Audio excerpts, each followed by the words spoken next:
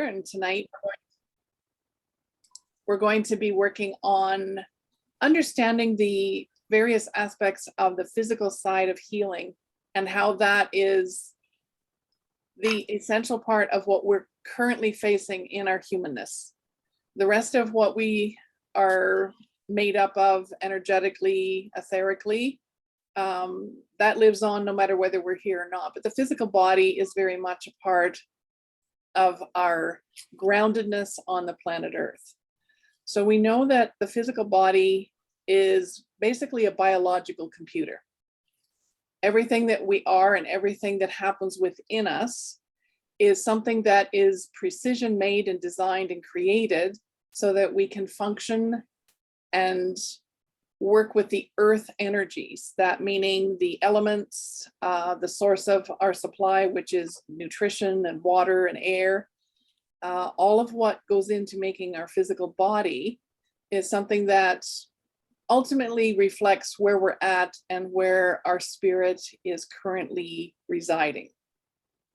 By that, I mean, if you are in a state of imbalance, you're going to have aches, pains, chronic conditions, addictions, various things that really reflect within your physical body, things that need to be addressed or things that need to be reconnected or cleared.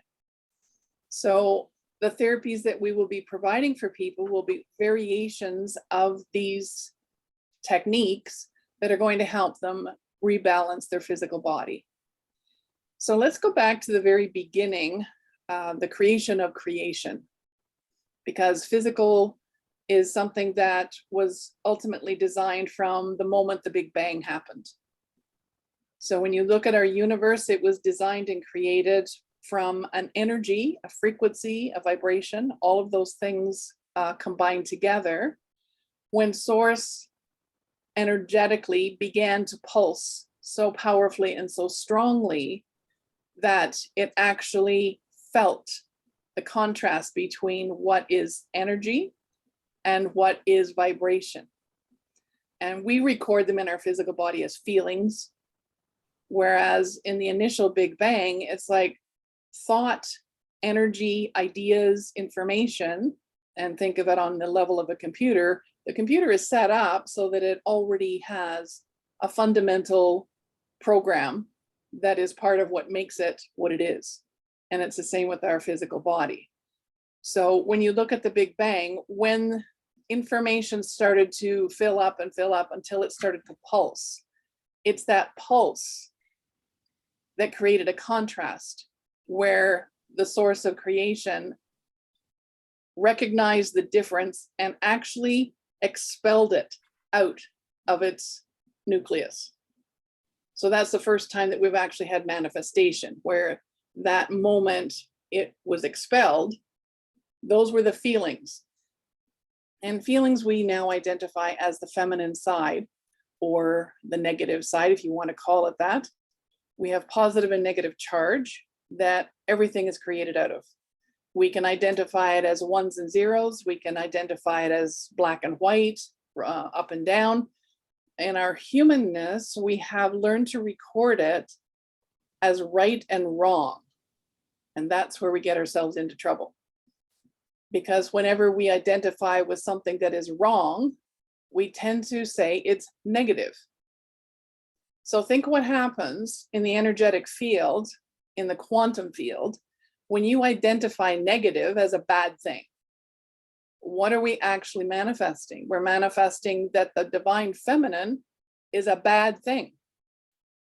And you will hear repeatedly over and over again, people identifying now, and I even hear a lot of the very top spiritual teachers still referring to, don't be negative and get rid of negativity.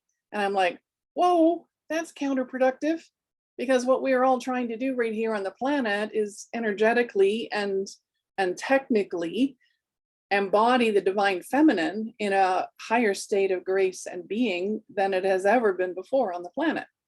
So if we are constantly negating it or rejecting it, which is what we're now going to go back to with the concept of rejection, in the initial first bang of creation, The nucleus, known as thought, ejected the feelings because it was foreign and unfamiliar. So now we have the female outside of the male. They're in two separate components right now. He is recording it as I ejected you, which is what the male does. But the female recorded it as I've just been rejected. And we've been rejecting feelings ever since. And comparing and competing and creating this inner turmoil and battle that puts us in and out of balance in the blink of an eye, or virtually in the moment of a breath. That's how quickly we can put ourselves out of alignment. So being able to work with different therapies and techniques to bring alignment back is an essential part of our work. And that's why we start with that. As we look at the physical body, you will be able to understand that emotions affect how you feel inside. And feelings are not just the tangible, touchable, hot, cold, light, dark, right, wrong. Feelings are also those measurements of contrast that we have become very good at. In other words, you feel loving or you feel unloving. And to me, that is what needs to replace positive and negative in people's conversations and identifying with energy. When something is unloving, no, we don't want to participate in that. We don't want to manifest through that. So instead of saying, stay away from negativity, what we need to realign ourselves to on every level is stay away from what is unloving. If it doesn't resonate with you as something that is loving, kind, fair, or true, of course, move yourself away from it.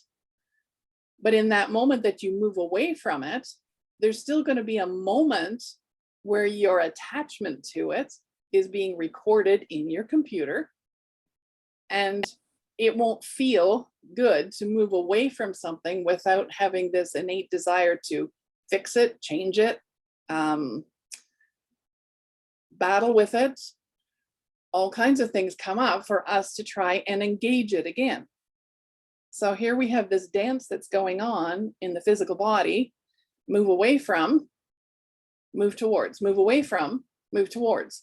And that battle, when you see it in the etheric field, in the quantum field, and you bring it home and relate it into our own physical body, the chemical electrical systems are always responding to what is loving and what is unloving. So when you think of your brain function and your brain activity, we want to innately battle with things that are unloving. We want to fix them, change them, somehow conquer them. And it's being able to, on the level of the brain, understand that it is becoming the observer of them that stops the battle and begins the dance. So in other words, you start observing what is going on in your mind, in your thoughts, and they come in so quickly. It's like we'll have negative thoughts that we call undesirable or unworthy of what we want to follow and work with. But if you turn that around and you mirror it and just say, oh, that was a very unloving thought. Now what happens inside of you when it comes to changing that very simple dynamic, what starts changing inside? We start wanting to be helpful. We want to be encouraging. We want to take a look at it and say, how can I work with this differently? If it's simply unloving, I can change that. And when we change our thoughts, we actually change the chemistry in our body. So think of the chemistry of the mind or the brain and how many glands are in there that affect hormones, levels of cognitive resonance, being able to relate to things, being able to comprehend things. It's all about keeping the mind itself in a balanced state so that, yes, you can observe thoughts moving through without rejecting them and without feeling bad that you're having them. We can't embrace things that are part of our information system if we're chronically rejecting them all the time.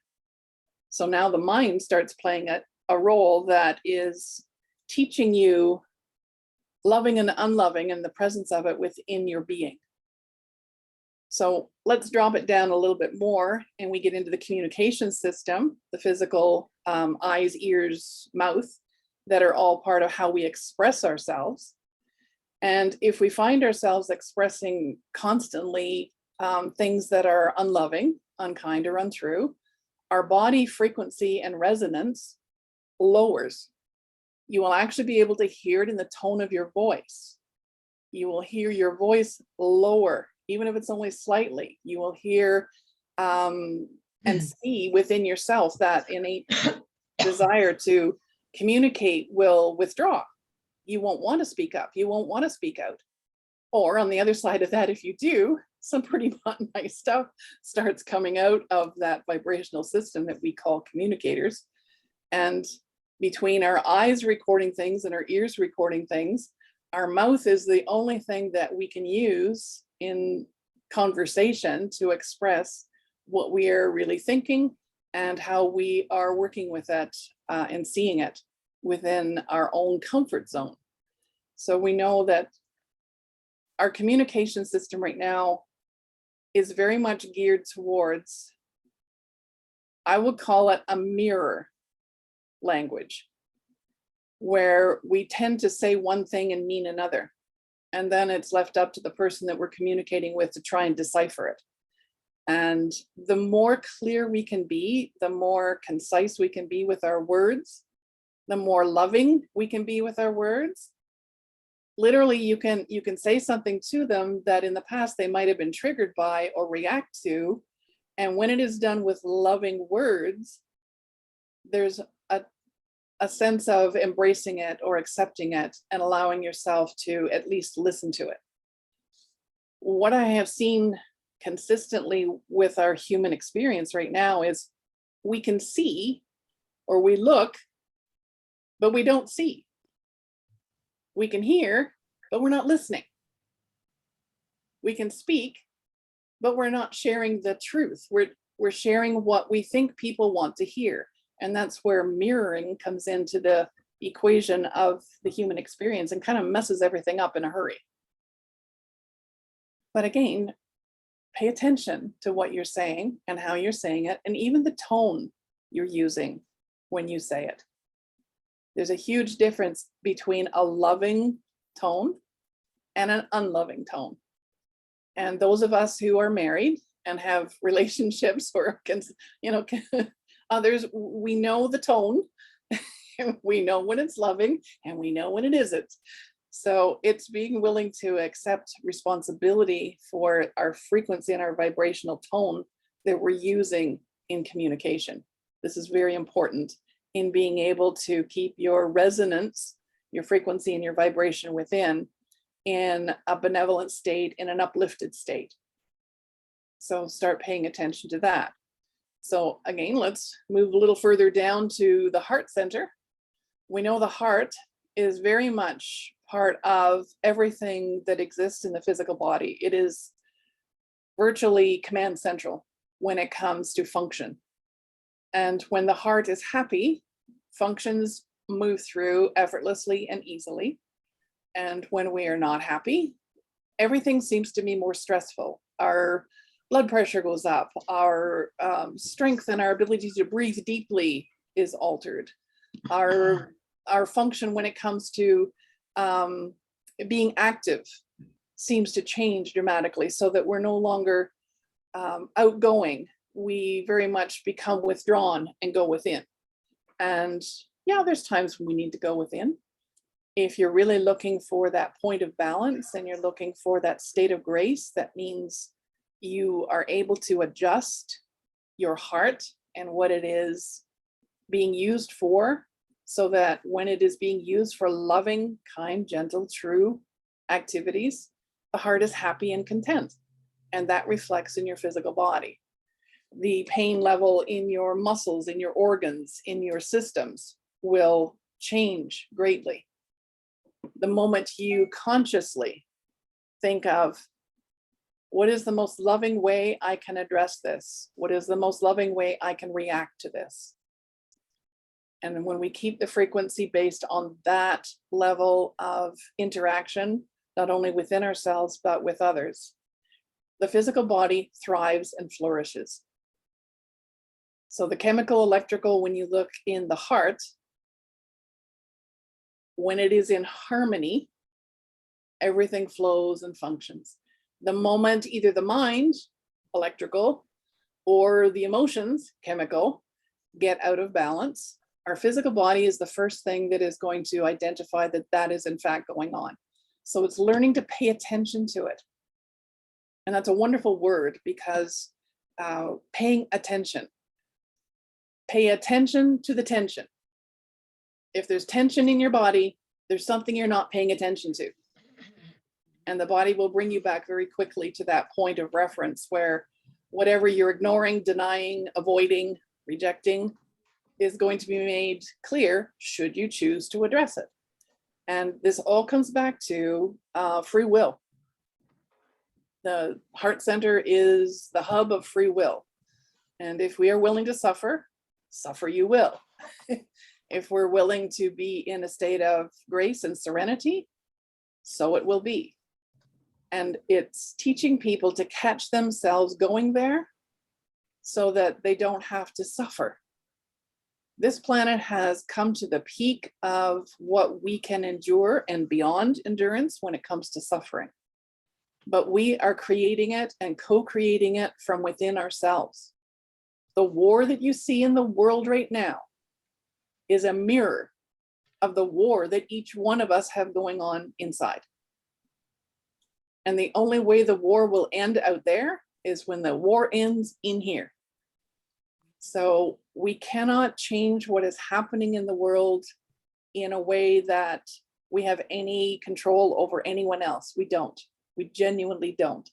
But we absolutely do have a conscious creation, will and right to change what is going on within. So the physical body is a very important place where we need to pay attention to what's going on. I know when it's been a quest of mine to really understand how everything works and interacts within our body. And the best way that you can really get a grasp on it is to look at one single cell. Mm-hmm. If you look at one single cell, that single cell, when it is under a microscope, shows you the actual universe and how it's designed and how it's created. Within that one single cell, you're going to see planetary systems, you're going to see stars, you're going to see galaxies, you're going to see all kinds of debris and things that some is meant to be there and some is meant to be there. That's how incredible our bodies are, that we are an exact duplication of creation. And if that overwhelms you, well, get over it. Because yes, you are that powerful and you are that beautiful when it comes to being an individual creation. Think of it as the best that I can find to help people relate to it. We have these beautiful vehicles that we drive around in. Some of us have a bus, some of you are Ferraris. There's a difference in our vehicles, absolutely. But at the end of the day, they all run on the same energy. They all run with the same systems. Mm-hmm. If you didn't put gas in other words, water, fuel, if you didn't put that in, it wouldn't go anywhere. It wouldn't run properly. If you didn't clean the filters, organs, if you didn't clean the filters, it wouldn't run for long. It would start having problems and experience difficulty in functioning. It's no different than our bodies. We need tune-ups, we need alignments, we need to be able to pay attention to the physical body and the story that it's telling us, so that through that, we become a conscious creator of wholeness and holiness. Both are intertwined and interconnected. Our divine blueprint is designed so that we can experience variables, we can take organs out, we can take limbs off, we can, have all kinds of things happen to our body and it will still function. But at the end of the day, when we know we have the power and the ability to focus on consciously keeping ourselves in alignment and attunement, again, male, female, if you can stay in alignment and attunement, your body will function and flow beautifully. It will stay young, it will stay healthy. When you look at all of the elements that we are challenged with when it comes to the quality of food, the toxicity of food, air, water, doesn't matter what it is on this planet right now, we have managed to alter it to a state where our bodies are not in resonance with it. They can function with it barely, but they're not in resonance with it. So it's looking at even the simplicity of how does your body relate to these elements? Is water an issue for your body? A lot of people have that issue. They don't want to drink water, or they drink water all the time. And your body will react and respond according to what you offer it and what you put within it. We don't actually deteriorate as a human being. We dehydrate. Mm-hmm. That is how we dismantle our bodies. We dehydrate. And as you age, your body filters, organs function, heart, resonance. When it starts dropping in frequencies, the water simply runs straight through. And we all think we have tiny bladders. No, we just have clogged filters that can't use the water to draw it into the cells, to lubricate the joints, to keep the organs flushed and flowing. So if water is an issue in your world and in your life, it's something really important to take a look at. If you are someone who has chronic allergies, where you have a lot of sensitivities to foods, part of what I will be working with and helping people recognize is these are past life issues. Allergies are unresolved issues. And the more issues you have, the more allergies you will experience. Allergies are kind of our warning light that comes on the dash. Warning, system struggle, system problem, system reaction. And it will invariably have something to do with a recorded experience that you will have in your brain, in your system, in your DNA, literally. That recording needs to be corrected. Sometimes that it's a correction and sometimes it's a connection. Those two, again, male, female, where it is as simple as going in and consciously adjusting what is needed to bring you back to the point of balance. So I'm going to stop there, and because that's a lot. So I'm going to ask if anybody has any questions at this point that you feel are needed as far as helping you understand more, or to just contribute something that you feel is essential to this physical journey we're creating. Anyone? I have a question. Sure, go ahead. Okay. It comes up when you were just talking about allergies and saying that's related to past life. Yes. Okay. How do you correlate that to the control group of humans who have never been vaccinated, and 0% of that control group have any allergies? How did they get in the group of no past life issues? That you can find people. There'd be very few, I would think, that don't have allergies of some sort. But if they've done a lot of their own soul work, which usually happens when someone has the awareness of not to go down the road of the vaccination process, they've already done a fair amount of work on themselves. Or they may even come into this life having corrected a lot of it already. Oh, it's great. Okay. Yeah. It's all about the point of balance. And think of your life experiences, whether it's this time or another lifetime, as a CD. Every time we have a trauma drama situation, that's what karma is, trauma drama, it's like putting a scratch on the CD.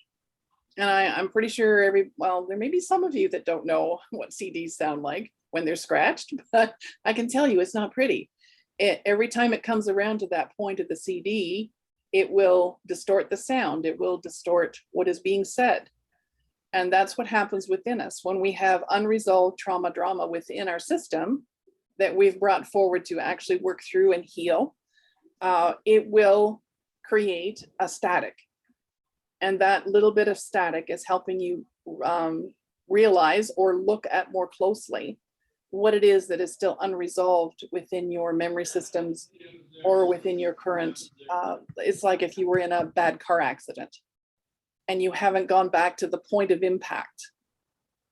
That point of impact put a scratch on your CD that will affect everything about your life from that defining moment on. So it's going back to the point of impact and reconnect and adjust so that it is put back into sync and harmony with your natural state of well-being instead of being distorted. And these are the kinds of therapies and things that I feel are going to be very much needed, especially for the children with the experience that they have been through in the last 2 years. Their memory banks and their trauma dramas from what is being done to them and what is happening around them is really going to show up on a physical level. And I just pray that, you know, the kids heal quickly. Adults, not so much. But with what we can do and helping them understand the importance of balance, the importance of healing, that they will be able to go through this process and get themselves to a state where they will allow ultimately their entire body being to completely heal. The ultimate goal is healing, whether that comes through a med bed or whether that comes through their own efforts. I can't think of anything that would be a higher honor or achievement for a soul to go through this process and get to the place where they healed themselves so they can sit there and say, I'm not sure I really need a med bed. That would be beautiful. It may or may not happen. That's up to the individuals, but that is how powerful we are, because the source that created us is the same source that corrects us. And if you ask and you keep your heart open to that process, it can happen very quickly, very quickly. So, anyone else have a question? Yes, Mina. Okay, so we realize that our body's been affected by these trauma things in our lives, right? Yes. So how do we How long are you on the call? okay, somebody's talking there. How do we identify what it is that caused that in our body? It's not so much about identifying what happened as much as what it created when it happened. Does that make sense? It's like going back and saying, I have a trauma. I don't have to know the details. But if I can take myself back to the moment it was created, I can identify the it. Okay, but how do you know what to go back to? It's asking. This is all something that can be Oh. internally done with your connection, with your intuition. Sometimes it will, if you're really committed to the process, you can sit down and just write it out on paper as a question. You know, is there a trauma drama that I'm still holding on to that needs to be corrected? Source will tell you. Source is all about helping every one of us get to that beautiful state of alignment and attunement. That's what we're designed for. And at this stage, letting go of karma actually requires us to clear all of what has brought us into this dysfunctional state that we're all in, and to live in alignment with source. But again, going back to the heart center, everything that has ever happened to you, everything that has ever been recorded as a trauma drama is virtually imprinted in the heart. Yes, the head has memories. That's the head's job. Yeah, I can recall that. I can remember that. And I'll remind you of that. You know, the mind is very good at that. But the heart is designed to take you spiritually by the hand and guide you to the moment where you can let go or correct what has been disturbing your systems and just bring you to that peaceful state where it no longer has an effect from that moment on. And you will know when you've achieved it and come to that place, because you can think of that event that happened and there's no resonance at all within your systems that support it. So in other words, your memory now becomes wisdom. Yeah, it And that's doesn't what it's trigger you. designed for. That's what you're saying, basically. That's right. It doesn't trigger you. You don't get overwhelmed. You don't get tense. You don't get upset. You don't react. You just, there's a sense of peace and calm that comes from that trauma drama no longer being a resonance that disturbs your system, your body, and your being.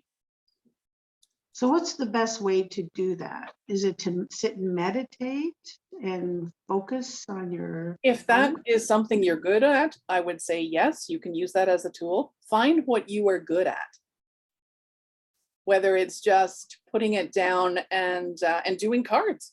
You know, pull out your favorite deck of cards and ask for some assistance and guidance and how to get to a place where you can address it. If you're a dreamer, ask to be shown in dream state.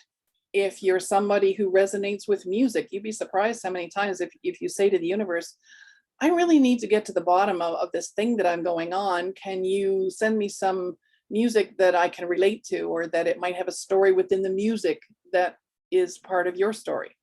There are so many ways. And again, these are teachings that help people find what their way is. Once you are fully connected to the heart and the heart is clear, your heart will tell you exactly what it is, what it does, what's happening, how to bring a point of balance, how to correct. It's getting the heart cleared. And that's part of the work that I do. I work with coding and helping clear away all of the layers that we have put around our heart. Because the illusion that we discovered or decided we would use as a point of survival, that we would shield our heart every time we're hurt. Which seems like a really good idea. If you protect the heart, you should be fine, right? Except that when you have 55 layers around your heart, what you've got is a whole lot of hurt in your heart, and there's not a lot of happiness going on. So it really is finding the techniques and the ways that you can relate to and that you resonate with. And that's why I'm really, really committed to finding as many different therapies and ways as we can to help people discover what their doorway into that process is, because there's so many different ones. And even within our therapists that we have as part of our core group here, many of you have a vast array of tools that you can use and approach it from many different directions. And it's all about working with someone to find what they resonate with. And once you have a resonance with something that works, it's amazing how quickly they will thrive in that process and just boom, open up. So, you know, we're all very important to this process, and what we know, what we've learned, what we've experienced, and what we can do is really important. But that's a really good question, Nina. Thank you. Yeah. Anyone else have a question? Go ahead, Kit. I was wondering if maybe you can share some personal tricks, and maybe other people can as well. You mentioned coming back, catching yourself and coming back to the now, right? Throughout the day, and really feeling into your body and feeling the tension that you're experiencing. So just wondering what your tips are with regards to catching yourself. I'll share mine. For me, I write like a keyword on my hand that I keep seeing, and every time I see it, I kind of take a moment and check in with myself. But that might not work for anyone. So or for everyone. I was just wondering how you do it.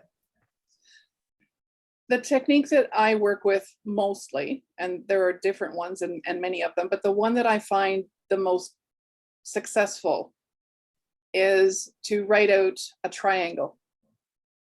And on the right side of the base of the triangle is my thought. On the left side of the base of the triangle is my feeling. And when those two are doing a dance, the top of the triangle is my reaction or action. And I know if I am in a state of inaction, in other words, not doing it, don't want it, don't like it, not happening, I know that somewhere at the bottom, there's a thought and a feeling that are paddling away like a big fat duck on the pond, and the legs are just a flying, creating that over and over and over again, trying to get me to pay attention. So I will go back and I will trace, what is that thought that I keep having? And if that thought is, let's say, recently I have a thought, I don't move enough. And that thought just keeps, I don't move enough, I don't move enough. And the female or the feeling that comes with that is, I don't want to move. I don't have to move. I've moved my ass my whole life. I'm not moving it anymore. And I'm like, oh, okay. So there has to be a point of balance and a resolution for that if I'm going to heal. Mhm. So let's change the thought. I don't move enough. Let me change that thought to, I move enough that it's more than I did before. And that's enough. And then all of a sudden she's like, oh, well, okay. We're moving more than we did before. Yeah, okay. That feels like something I can do. I can work with that. So ultimately what ends up happening is the action that comes out of that instead of a reaction is, yeah, I'll just move a little bit more. It doesn't have to be a marathon. It doesn't have to be a dance. It doesn't have to be anything more than I'm moving more than I did yesterday. And now all of a sudden I have my heart kind of going, oh, that feels so much better. Thank you for resolving that for me. Does it mean that I have the full answer and that I'm all the way through the challenge? No, but it does take me step by step, which is what this process is about. You know, we all love to think that there's a quantum leap for everybody coming.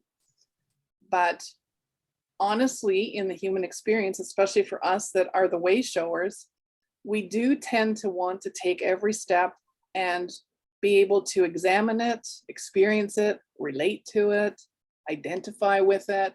I mean, we're diggers. If ever there were diggers of soul quest and learning, we're diggers. So if you can get through that process by being gentle with yourself and encouraging instead of criticizing. I learned that a long time ago, that with the parenting that I have, and some of you will probably relate to this, criticism is my kryptonite. It'll take me from being a powerful woman to a 3-year-old like that. Until I realized that at some point through my meditative state of wanting an answer and wanting to understand or comprehend what that was, my mother's job and role in my journey was to criticize me. And it was her way of saying, I love you. Mm-hmm. And once I realized that her criticism was, I love you, all of a sudden it didn't hurt anymore. And it's pretty bizarre that you can relate those two together, but it was a profound moment for me that her criticism was a way of saying, I care enough about you that I'm going to tell you what I really think here, but you're not going to like it. And once I realized that her I love you criticism was an encouragement to me or a bit of a signpost for me, that changed my dynamics inside myself profoundly. So yeah. Anyone else have a question? These are good questions, by the way. That's how we can dig deeper into this whole physical thing, because it's a big challenge, but I feel it is one that is a very important key to everything else that follows it. Anyone else? I have another question. Mhm. So we're coming together as a group to go through the different realms of healing. Yes. And the first one being physical. Yes. That introduction that you gave us to understanding physical and how it gets muddled and needs to come into full alignment, is that like a first something that'll be recorded that they watch, or what's the template that we're laying out for the physical healing aspect? Right now, we are formulating the introduction to it by recording this tonight. So people will be able to listen to this. The other thing that we're going to do in the second half, and we're kind of moving forward on that, is to be able to share, each of us, something that you do that is a contributor to physical wellness or alignment or healing, so that they can resonate with the different people as they're talking and saying, oh yeah, I really like to work with Dennis, or I really like to work with Susan, or I really relate to Helen, with whatever's going on. It's creating an introduction without sitting in front of somebody saying, well, this is what I've got for you, and this is what we're going to do. I believe the healing journey has to be formulated on resonance. And when somebody resonates with you, they listen to you, they connect with you, they respond to you instead of react to you.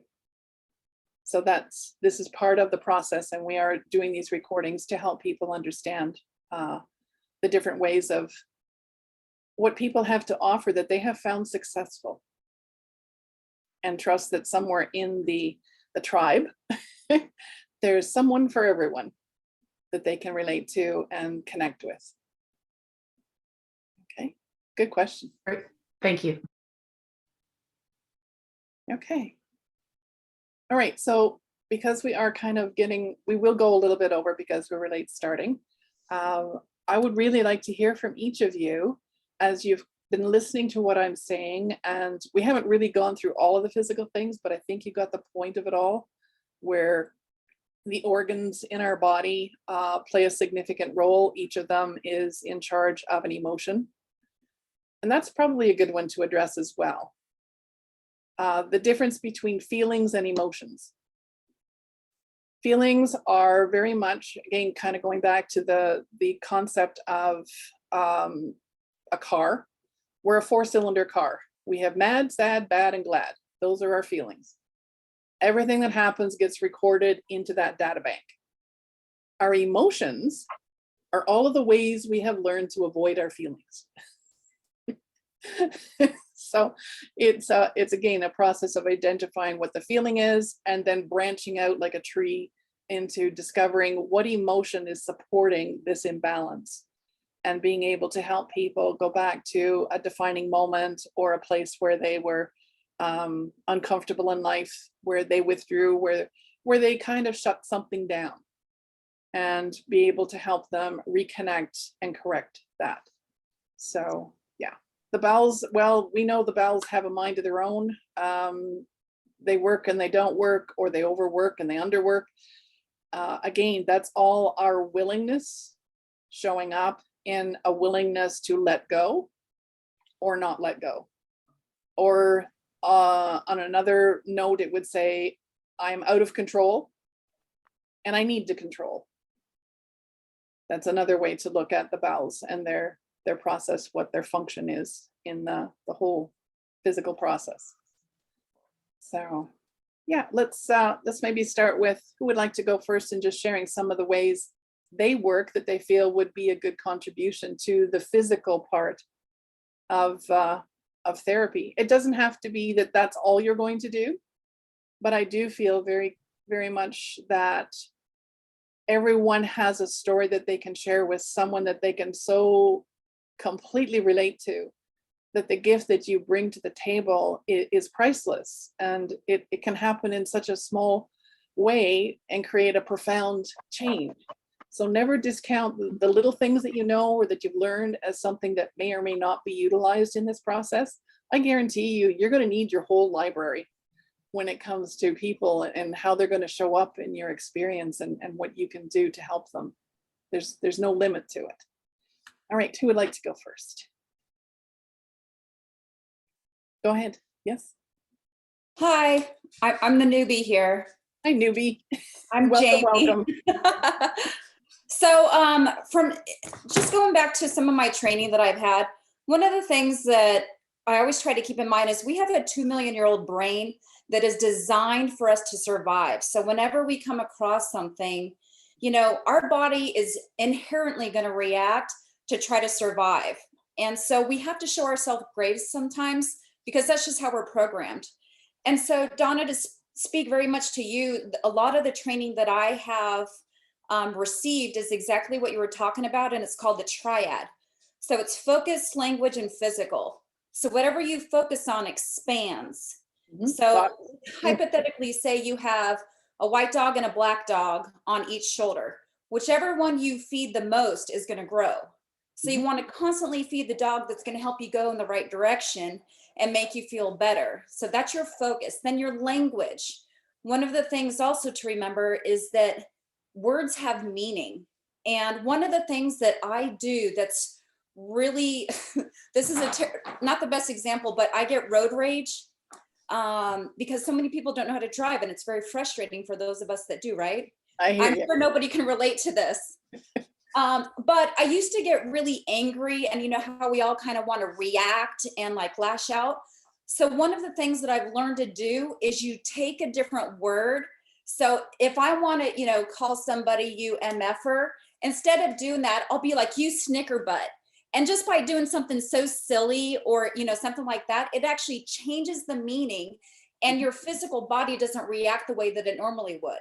So there's actually a book called, I can't remember, it's like Taboo Words or something like that, where it goes into the psychology that all of the words that you're saying have meaning and they elicit a physical reaction. And so that goes, Donna, into the fourth one is physical. The other thing is, if I have a thought, like I just had something really horrific happen to me a couple of months ago. And as soon as I think about it, I change my channel. And I've always, you know, learned move a muscle, change a thought. So if I'm stuck on this channel and I can't get out of it, I will get up and I will walk out the door. And sure enough, you start looking around, you see the beauty that God's given us. And, you know, you look at nature and your focus will change, your language will change, and then your physical body will change. So by incorporating the Triad, you're able to make a massive shift in a very short amount of time. So that's sort of the tools that I've been using, that I've learned. Well, they sound very powerful because you're right. Words have frequency and vibration and they become a part of us.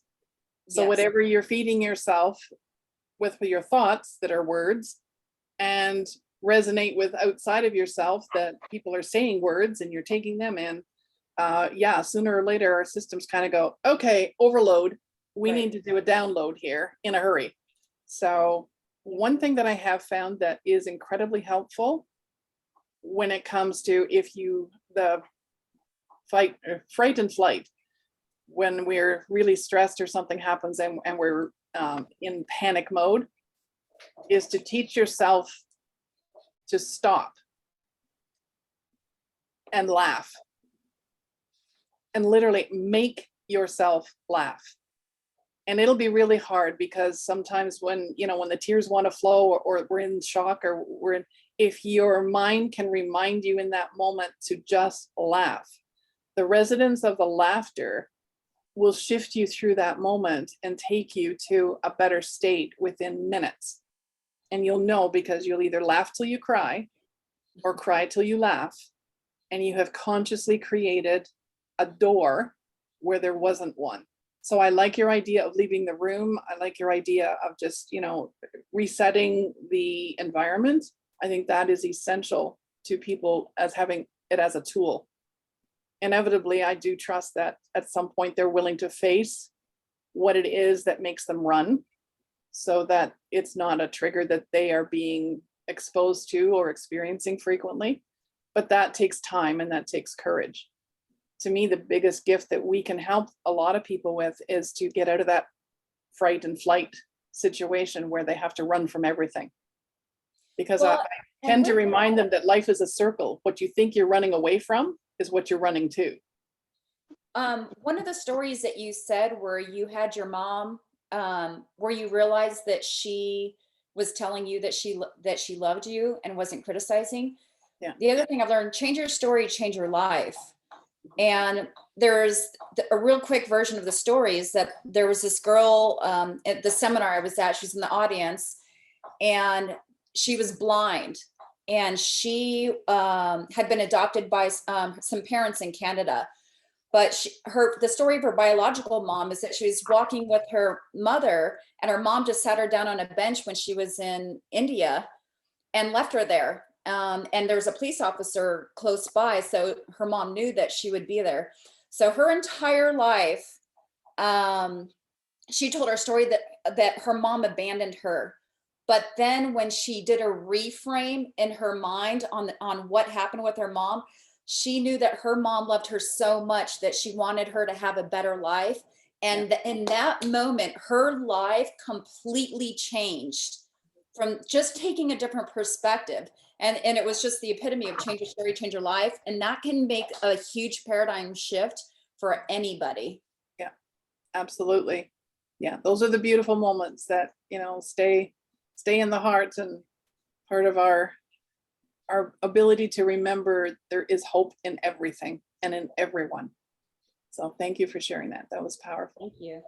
Yeah. Okay. Any more questions? Okay. Let's go to someone else that has something they can contribute to the physical process. Yes, go ahead. Hi, I'm new to the group too. Welcome, welcome. So it's really hard to separate the physical, the emotional, and the spiritual and the energetic. You know how that all goes. But so you just want us to explain what we do? Is that what you're after, Donna? Yeah, something that you feel is helpful when it comes to moving people through a physical challenge. We're going to, down the road, we'll be working with all the other things, emotions and reactions. Things will be explained further in another class.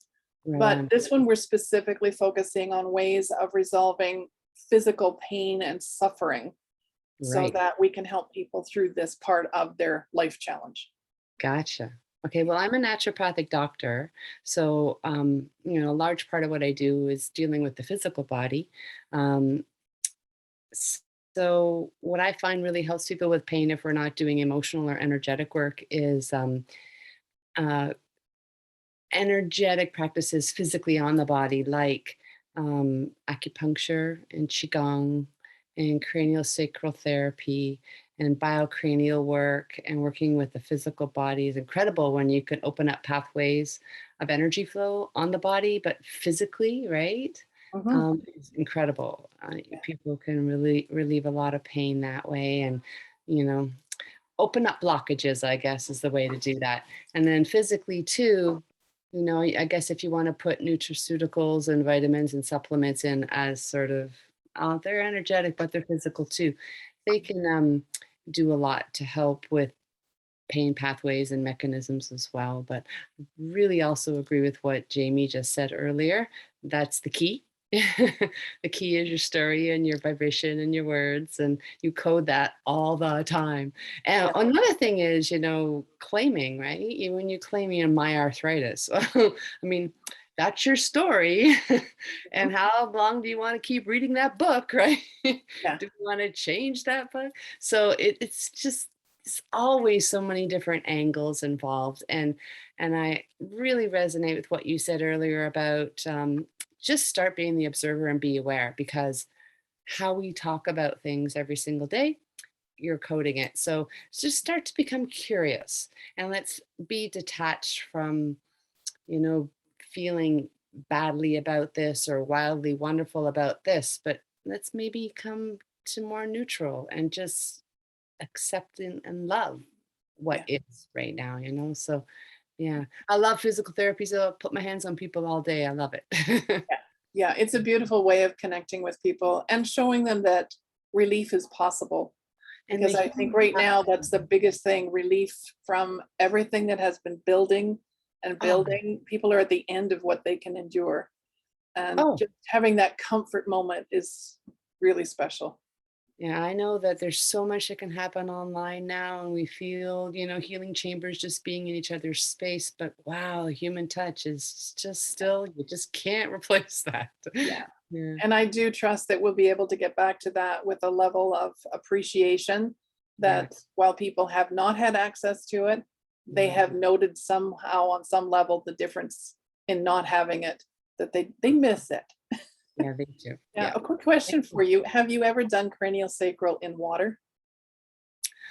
No, Oh, that would I be. was shown that years ago, and let me tell you, it is, I don't have a pool in my office.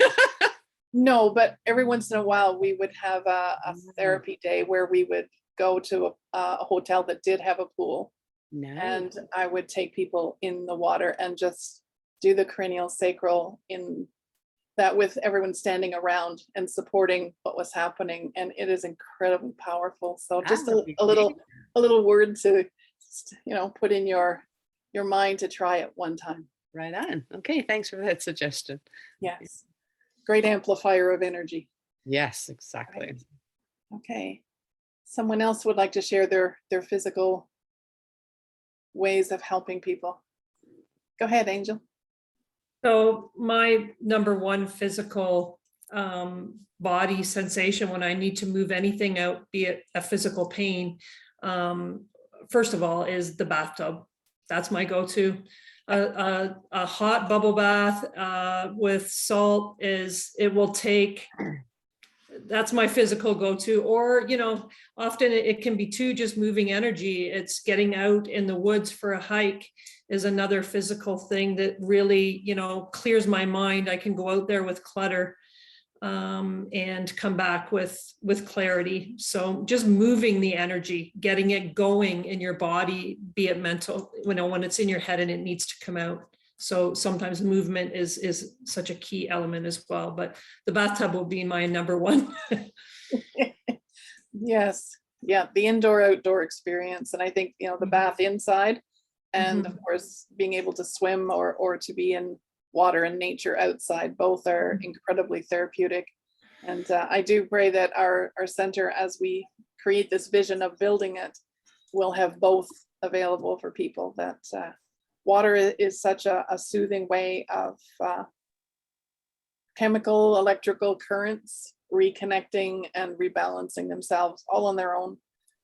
So yeah. Also, I can share with people right now, because magnesium is so incredibly vital to our bodies and our systems, magnesium baths right now are really important as well. We can't store magnesium, not even close to enough right now to keep our organs happy. So, and just a little side note. All right, go ahead, Helen. I'm already on mute. So one of the things, I'm all about movement with the body as well. So any form of dance.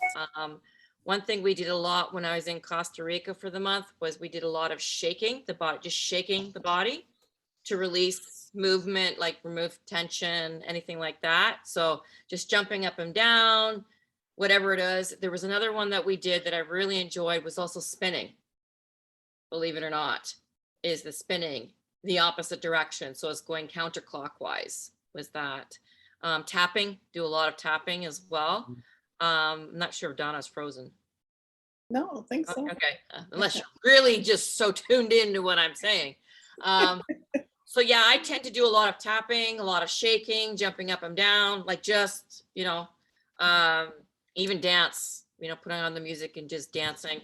So I mentioned the tapping, the dancing, breath work, obviously, just, visualizing the area that may be holding the pain and just tapping into that, doing the breath work and releasing that way. Visualization, definitely visualization is and one thing too that Dawn mentioned is just really observing my clients' words, their story, and have them do the work on that, is having them realize, or teaching them to be their own observer. And the best way to be your own observer is first observing others, listening to their story.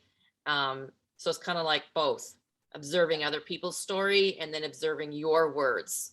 What are you putting out there? What are you projecting out there? And you catch yourself with that. So yeah, powerful ways of helping people just shift their perspective.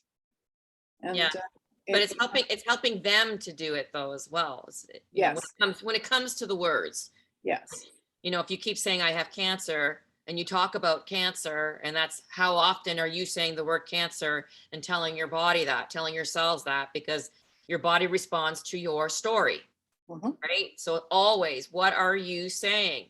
I catch myself all the time, especially when I was talking about my hip. It's like, okay, here we go. Back to this. Woe is me, the hip, right? Not the group, just, but always back to the hip so that I catch myself talking about the story. And it's the same thing with relationships.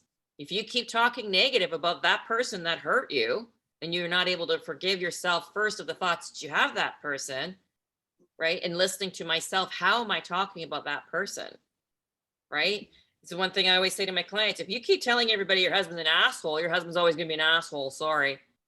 Because that's what you're projecting out there. You think it, you feel it, you're telling that story to everyone, so he's always gonna be an asshole. So change the story. Yeah. If you want him to be a horn, if you want more sex, he's a sexy horn dog.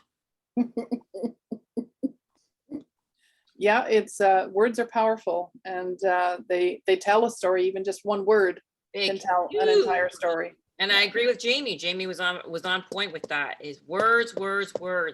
Yeah. What is your story? Yes. But I like to get the clients to discover it themselves. You know what I mean? It's making them do the work. Well, I think it's important that they know they can. Yeah, it's A giving lot them of times tools. they're looking for answers everywhere else but where the answers are. And helping people really connect to their heart where the answers are is and that's important to the whole process. I got to share something really, really quickly. So yesterday, I decided that I wanted to go into a bit of a meditation. So I just did it. I changed up my breath work, and all of a sudden I took off. I don't know where the fuck I went, but all I heard loud and clear was, "See, you didn't need any enhancements." Like no drugs, no shrooms, no CBD, no nothing. Yeah. I got there without that, just through the breath work, and I was gone. And I was floating probably for maybe a good 30 minutes, and I just downloaded. It was phenomenal. Again, it was all through breath work, but I just love how, because they know my sense of humor, right? So they came back at me saying, yeah, didn't need any enhancements. I'm like, are you talking like dildos? Or are you talking drugs? Yeah. Anyway, okay, I'll shut up now. Oh, that's okay, Helen. We always enjoy your feedback and your stories of great adventures. All right, yes, please go ahead. Yeah, I can't see your name, so the one with the moon on the wall in the back, moon and the stars, perfect. Linda, Hi. hi. Yes, I totally believe in positivity. That's the only way to go. Even though things can go wrong, you just have to flip the switch and keep going back. I'm still trying to get at my course it's called Opa Ono. It's Hawaiian positivity. It's like, I love you, I'm sorry, please forgive me, thank you. And I'll have a certificate from that. My main go-to is meditation. The music for meditation really helps me. Native drumming, the flutes, of course, walking in nature, journaling, self-hypnosis, animals, of course.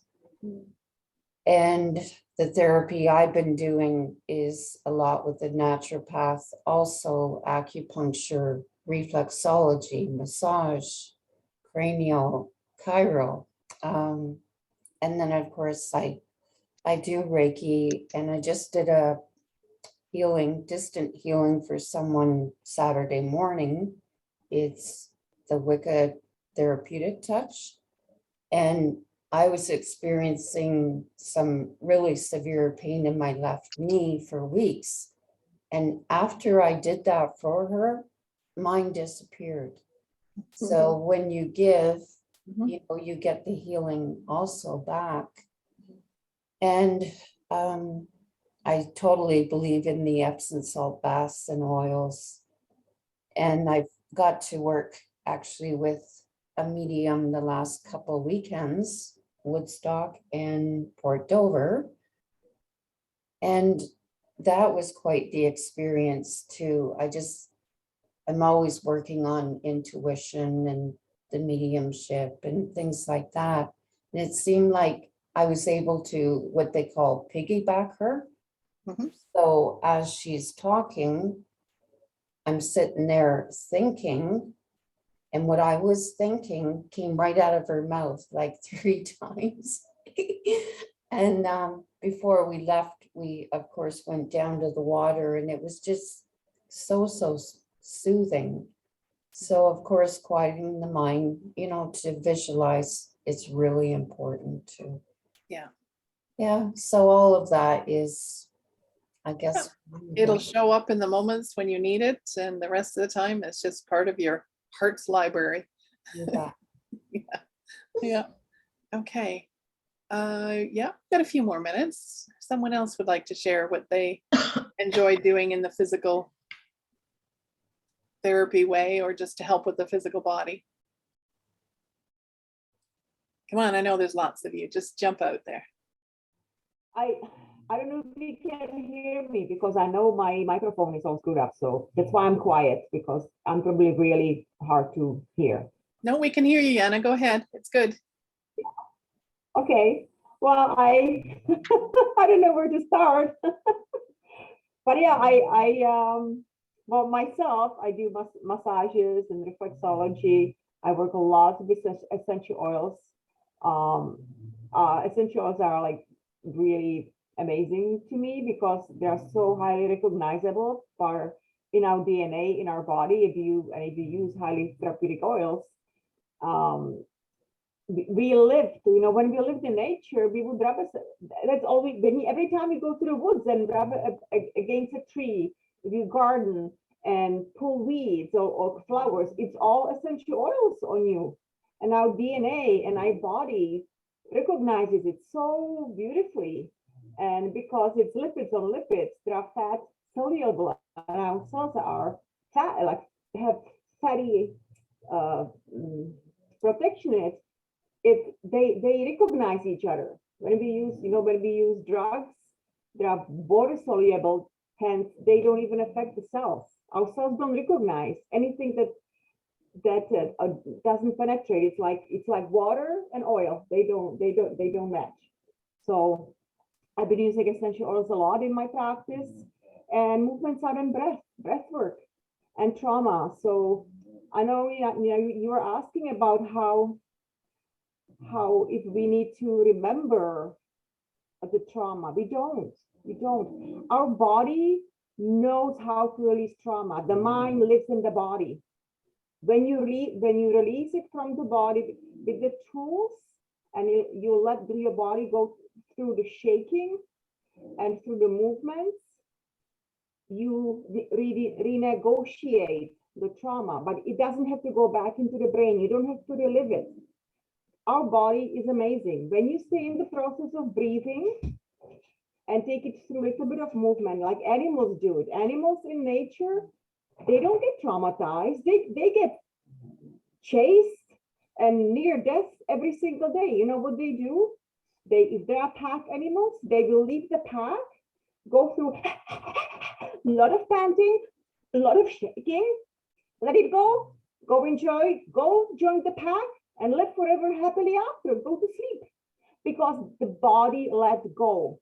When the body lets go, the mind doesn't have to relive it. And when you stay in the process of breathing and letting the body actually go through the process, whatever comes, and you stay in the container, especially if you are working with somebody who will hold the container for you and give you the tools and guide you through it and is there with you, feeling safe. Because what is trauma? Trauma is not feeling safe at that milliseconds. You feel like you're a train wreck. You just hit the wall and you feel like you're stuck. You can get out of the situation and you don't feel safe. That's all it is. And the body will remember it. The cells will remember that situation.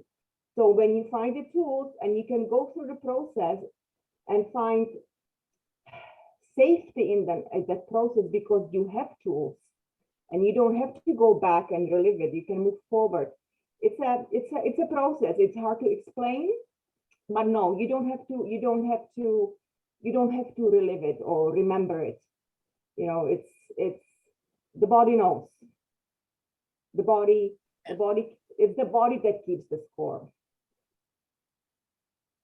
Right? The mind keeps it in a file. Our mind is here in the moment of trauma. Our mind, how we live, like how we were created, or our DNA, we need the fight and flight. And our mind always goes to the danger because that's what keeps us safe. You know, like if you feel knock at the door, the first thing is we need to be, you know, feel, oh, we need to protect. So our mind always goes to the alertness because that's what keeps us safe, or we wouldn't run, we wouldn't recognize danger, right? So we just have to, you know, through so it gets filed in the mind, the trauma, or the, you know, we pull it out every time. Oh, it's another knock at the door. It could be Bear, it could be somebody, right? But when we let go on in the physical, we can actually kind of, we don't have to pull out that file out of the brain all the time, because we have tools to actually keep the parasympathetic system like kind of on the download. I know, sorry, I just that's me. But it is, yeah, you don't have to go back. Your body, it's your body, the physical body. We think we have to let go in our mind. No, for me, we need to let go from the physical body. Okay, good one, Yana.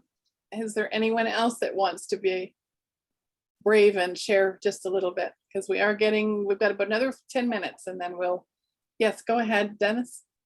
Okay, so what is my go-to? Dance. But as I am discovering, I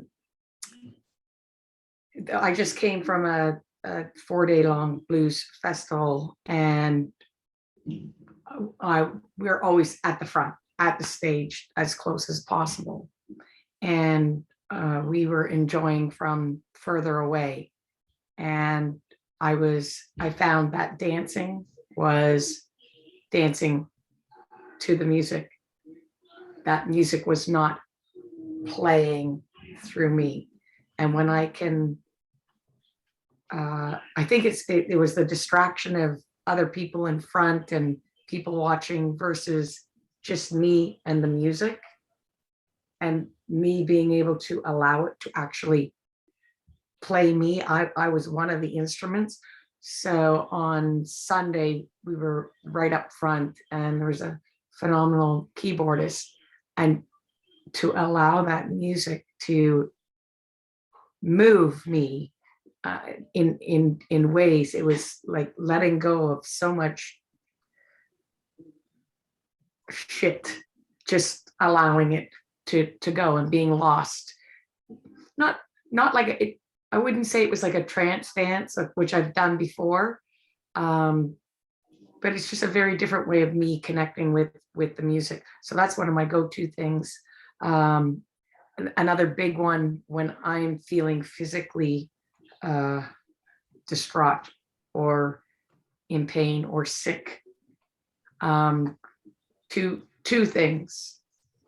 One, I appreciate and like to have somebody else come and place their hand on my forehead and just press gently my head back onto a flat surface. And for some reason, I feel grounded. And if I'm shaking from a fever or whatever, which happened last November, just everything settled and became within ease. And I'm not sure what that was all about, but that's something since I was delivering babies, anything is just that pressure right here. And number two is a hug. I need to hug people, and I'm hugging them all the time. And I need that.